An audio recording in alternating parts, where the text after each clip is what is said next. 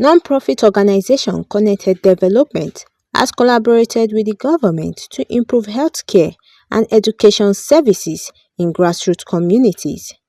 This was made known at the breakout session of the 2024 Nigeria Accountability Summit, where strategies to identify and reduce corruption and hold government accountable were discussed. They say the initiative will strengthen government transparency and accountability, in turn contributing to the national development. Stakeholders at the summit has given a platform to educate citizens on tracking government policies effectively. We had an interaction with National Primary Healthcare Development Agency again, and we signed an MOU with them on these very same issues we are talking about, preventing corruption at the primary healthcare centers. Why we went to the primary healthcare centers is, believe it or not, why those that have access to secondary hospitals go to secondary hospitals, the primary healthcare centers are at the grassroots. That is where most women will go to have their babies. That is where most people will go to get treated for malaria and typhoid. That's where women go to get their babies immunized. Even me, even in FCT here.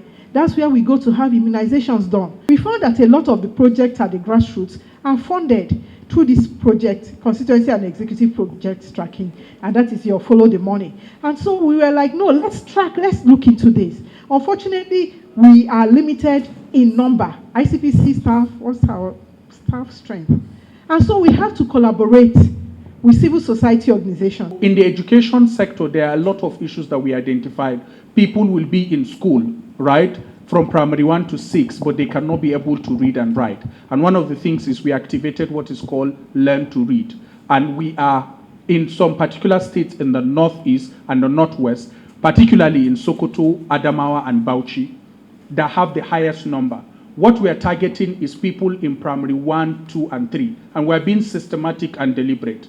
In the next 5 years, we are boosting the capacity of community leaders, parents, children, and then community members, artisan group. If you see a child is not going to school, how can you support health workers, lawyers, and everybody to support the children? And while teacher development capacity is being built too, so that those children can be able to read and write, even if it is in Hausa or in their mother tongue. I've given the citizens a platform to hold the government accountable. So in our Citizens Assembly in the North Central region, we have groups of people who talk about issues about government policies and programs and law, and they translate those issues to us because I'm part of the Citizen Assembly, and that's where we help the citizens to hold the government accountable.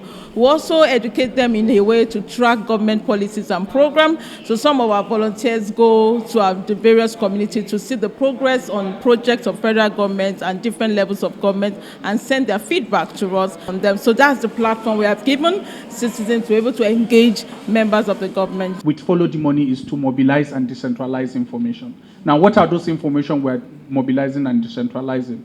Are the informations of messages of accountability, transparency.